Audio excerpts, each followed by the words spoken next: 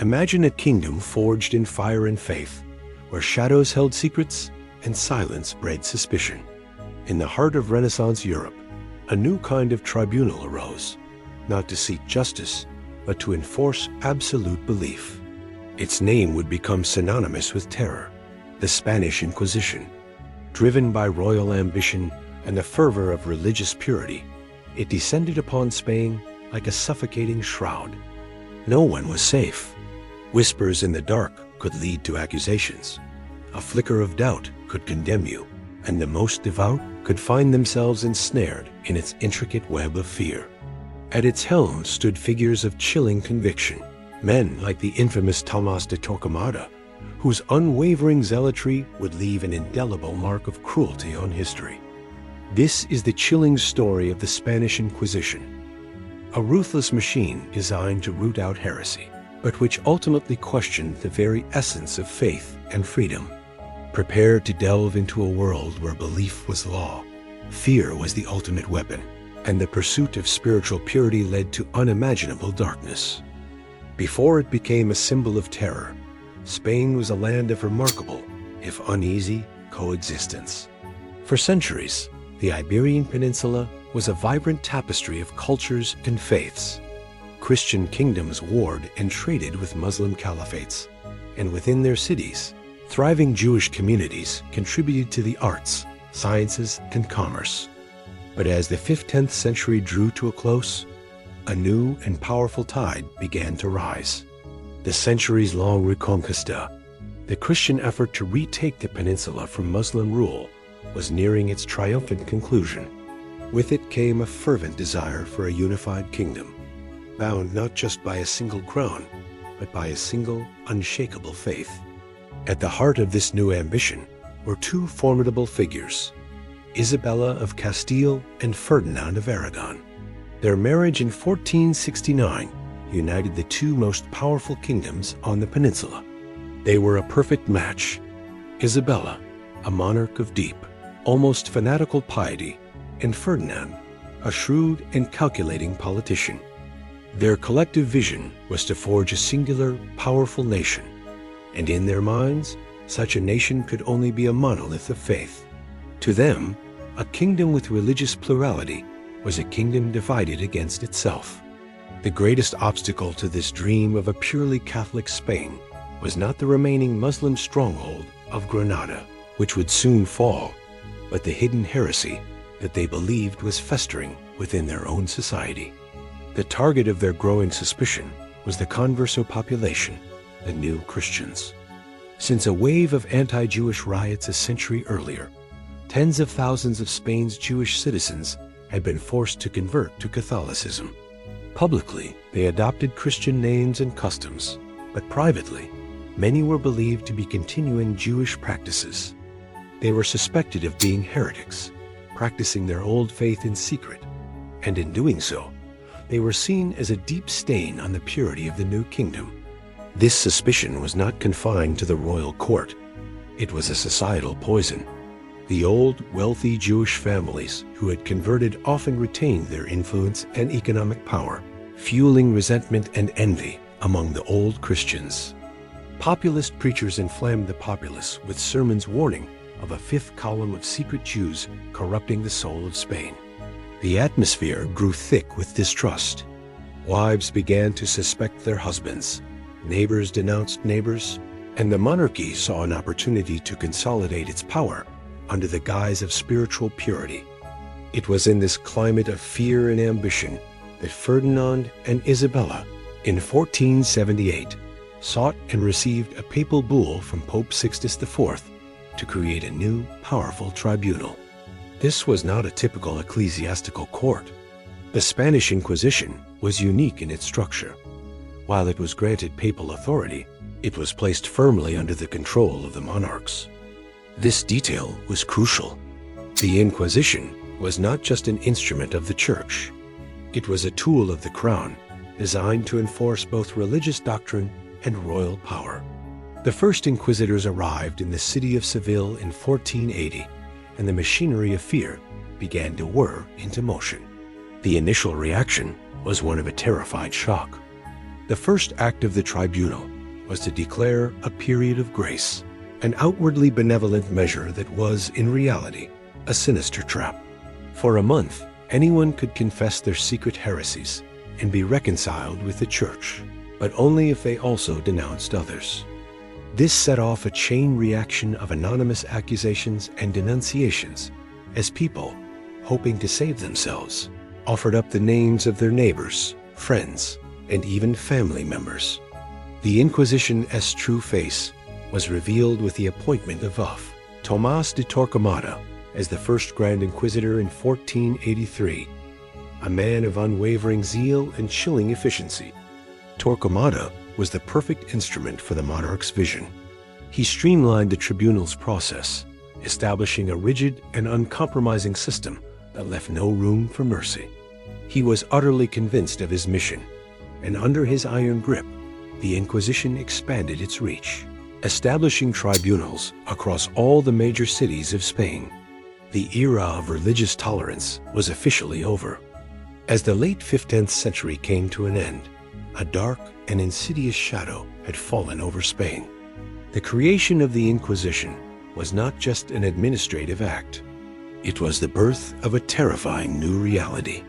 The stage was set, the machinery was in place, and the first Grand Inquisitor was ready to begin his work.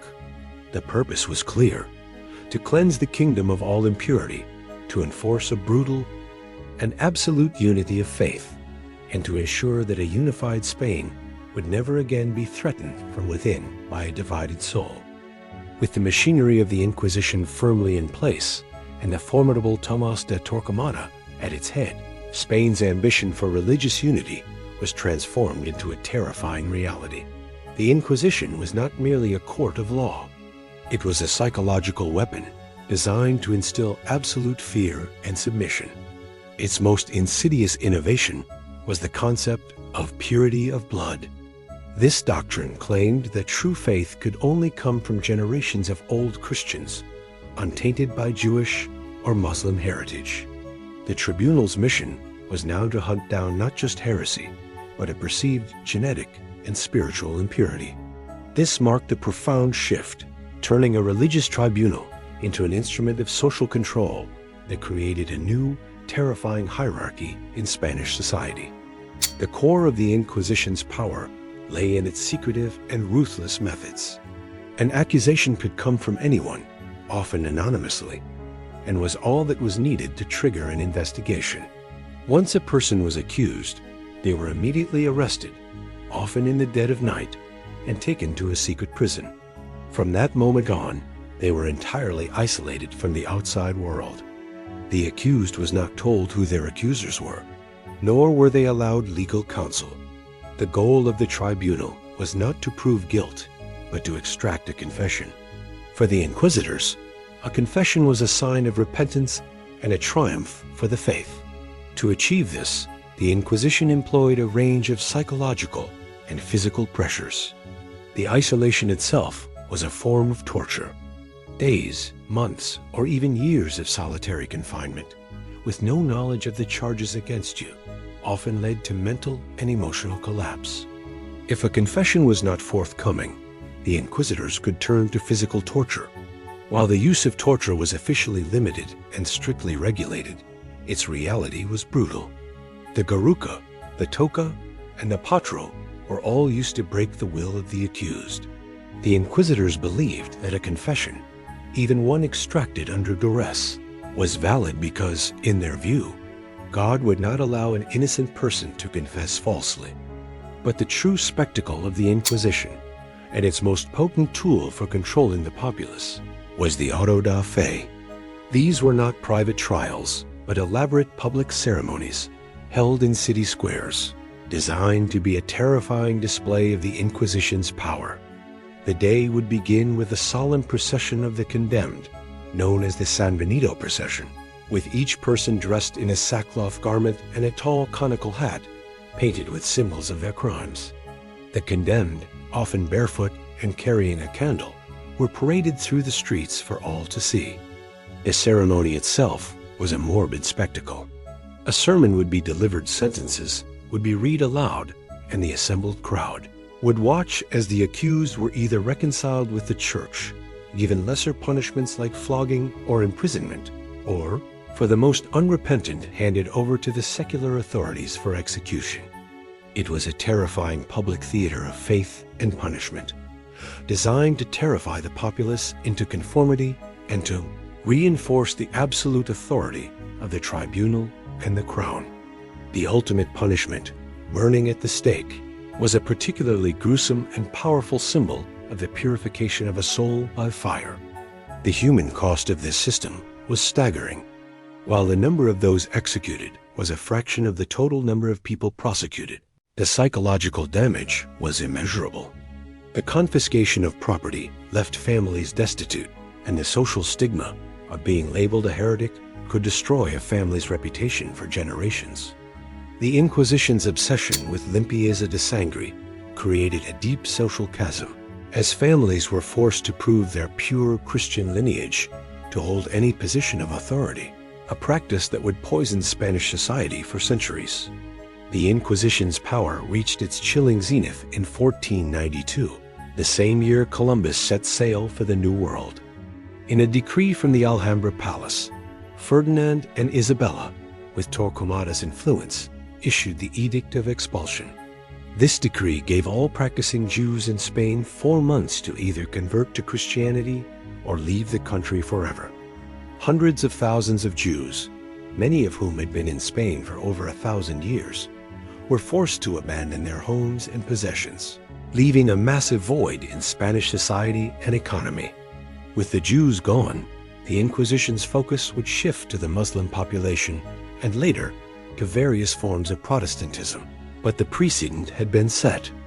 The pursuit of a single monolithic faith, a dream that had given birth to the Inquisition, was now a brutal, unshakable reality. The Spanish Inquisition reached its terrifying zenith under the fanatical rule of Tomás de Torquemada. But after his death in 1498, the institution, while still immensely powerful, began a slow and inexorable decline. The initial crusading fervor that had fueled its early purges gradually gave way to bureaucratic inertia. The focus of the Spanish crown, now ruling over a vast empire in the Americas, shifted from internal religious purity to managing its immense wealth and political power on a global scale. The Inquisition would continue to function, but its place at the very center of royal ambition was now less vital. As the 16th century gave way to the 17th, the Inquisition found new targets. With the Jewish and Muslim populations either converted or expelled, the tribunal turned its attention to the growing threat of Protestantism. While Spain was largely insulated from the Protestant Reformation, any flicker of a new faith was seen as a profound threat and was mercilessly suppressed. The Inquisition also began to turn its gaze inward, prosecuting mystics and scholars whose ideas seemed to veer from Orthodox Catholic doctrine. It became a powerful tool against intellectual innovation and was a significant force in discouraging new ideas that might have otherwise flourished in Spain. The tribunal was no longer just a weapon against heresy. It was a fortress against the winds of intellectual change. The true legacy of the Inquisition, however, was not just the fires of the autos da fe, but the long-term corrosive impact it had on Spanish society. The concept of purity of blood became deeply ingrained in the culture. To hold any position of power, to become a priest, to join a guild, or to attend university, one had to prove that their lineage was free of any Jewish or Muslim ancestry for generations. This practice created a paranoid, hierarchical society built on suspicion and a profound fear of being unmasked. It stifled social mobility, discouraged intellectual inquiry, and drove away some of the nation's most talented and entrepreneurial citizens. Spain, once a crossroads of cultures and knowledge, became a society obsessed with conformity and haunted by a lingering distrust that would take centuries to heal. As the rest of Europe began to embrace the ideas of the Enlightenment in the 18th century, the Spanish Inquisition became a powerful symbol of everything the new thinkers were fighting against.